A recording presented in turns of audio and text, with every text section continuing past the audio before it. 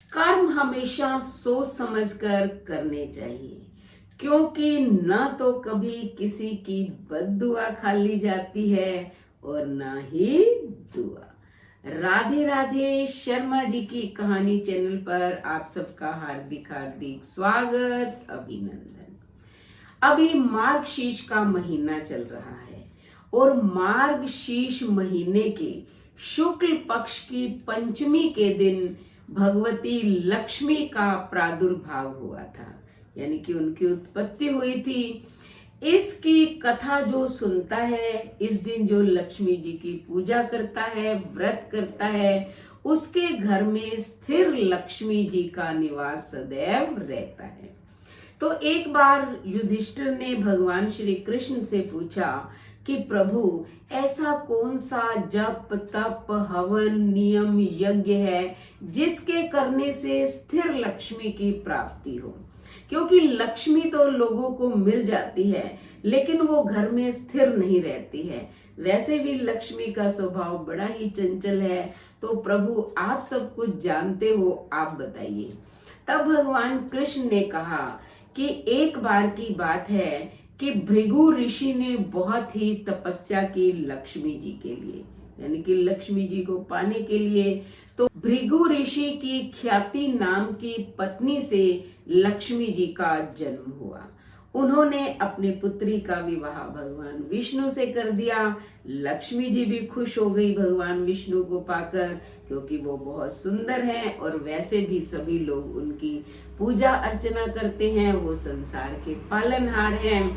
सभी लोग भी लक्ष्मी जी को पाकर प्रसन्न हो गए। देवता भी प्रसन्न हो गए। देवता लोगों को हवन के माध्यम से हविष्य यानी कि भोजन प्राप्त होने लग गया। ब्राह्मण लोग हवन करने लग गए। राजा लोग चारों वर्णों की सेवा करने लग गए, यानी कि संपूर्ण संसार जो है प्रसन्न था। लेकिन उधर जो दानव थे वो खुश नहीं थे। उन्होंने सोचा हम भी लक्ष्मी को पा लेती हैं, इसलिए उन्होंने भी जप तप करना शुरू कर दिया। लेकिन इधर जो देवता थे वो लक्ष्मी को पाकर उदंडी हो गए। वो सुरा और सुंदरी में मगन रहने लग गए। अब इंद्र को तो बहुत ज्यादा ही अहंकार हो गया। इधर दानव लोग जो थे वो सदाचारी बन गए। उन्होंने सत्य का पालन करना शुरू किया। तो लक्ष्मी देवताओं को छोड़कर दानवों के पास आ गई। जैसे ही लक्ष्मी दानवों के पास आ गई, देवता श्रीहीन हो गए, परेशान रहने लग गए। इधर दानवों के पास आ गई, वो खुश हो गए, लेकिन वो भी अहंकारी हो गए। उन्होंने इंद्र को राज्य से ही निकाल दिया, उसका सिंहासन छीन लिया। तो जब देवता और दानव दोनों अहंकारी हो गए, तो लक्ष्मी जो है वो क्षीर सागर के अंदर प्रवेश कर गई। अब पूरा संसार जो है श्रीहीन हो गया। लोग त्राही त्राही करने लग गए, क्योंकि लक्ष्मी के बिना तो कोई कार्य हो ही नहीं सकता है। तब इंद्र जो है अपने गुरु बृहस्पति के पास गए और उन्होंने कहा, गुरुदेव, कोई ऐसा उपाय बताइए कि हम लक्ष्मी जी को प्राप्त कर लें। तब गुरु बृहस्पति ने इंद्र को कहा कि आप लोग मंगसिर यानी कि मार्गशीर्ष, मगर, अगहन, बहुत सारे नाम है इस महीने के। तो इसके शुक्ल पक्ष की पंचमी के दिन जो भगवती लक्ष्मी की विधि विधान से पूजा करता है, श्रद्धा पूर्वक प्रार्थना करता है, तो उसे स्थिर लक्ष्मी की प्राप्ति हो जाती है। तो आप सब भी इस व्रत को करिए। तो इंद्र ने व्रत किया, भगवान विष्णु ने भी व्रत किया, सभी ब्राह्मण लोग थे, यक्ष किन्नर राक्षस सभी लग गए इस व्रत को करने के लिए। और जैसा ही उनका व्रत पूरा हुआ, वैसे ही भगवान विष्णु ने देवताओं को कहा कि ऐसे करते हैं, क्षीर सागर के अंदर लक्ष्मी प्रवेश कर गई है, हम क्षीर सागर का मंथन करते हैं और उसमें से अमृत भी निकल जाएगा और लक्ष्मी की भी प्राप्ति हो जाएगी। तो उन्होंने मंद्राचल पर्वत की मधानी बनाई और वासुकी नाग की रस्सी बनाई और मंथन शुरू हो गया। तो लक्ष्मी जी निकली, भगवान विष्णु को मिल गई लक्ष्मी जी, क्योंकि भगवान विष्णु ने भी व्रत किया था। और उधर इंद्र को अपने राज्य सिंहासन की भी प्राप्ति हो गई और इधर यानी कि अमृत पीकर वो अमर भी हो गए। तो चारों तरफ फिर से खुशहाली छा गई।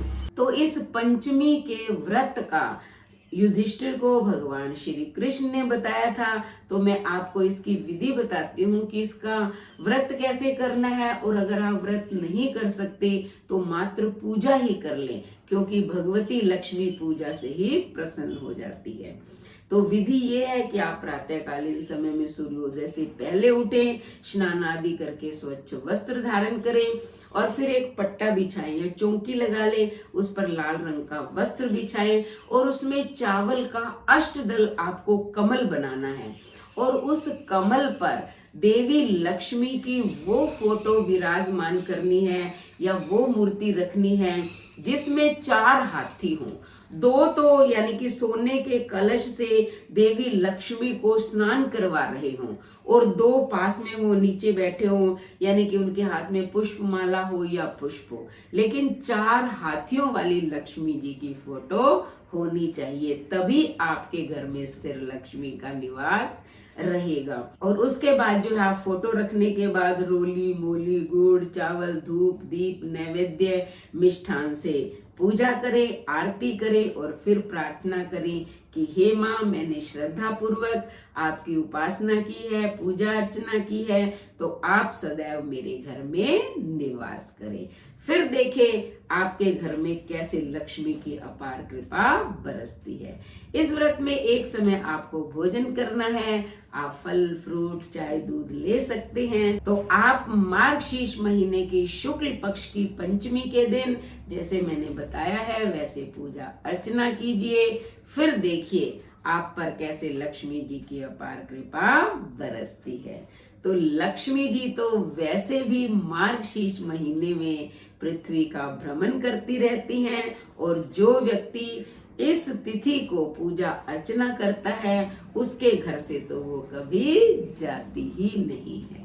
तो इस बार पंचमी को लक्ष्मी जी की पूजा करना ना भूलें। उसके बाद चैनल को सब्सक्राइब करें, लाइक और शेयर करें, कमेंट करें और बेल आइकन के बटन को दबाएं ताकि ऐसी ही धार्मिक वीडियो का नोटिफिकेशन सबसे पहले आपको मिले। धन्यवाद।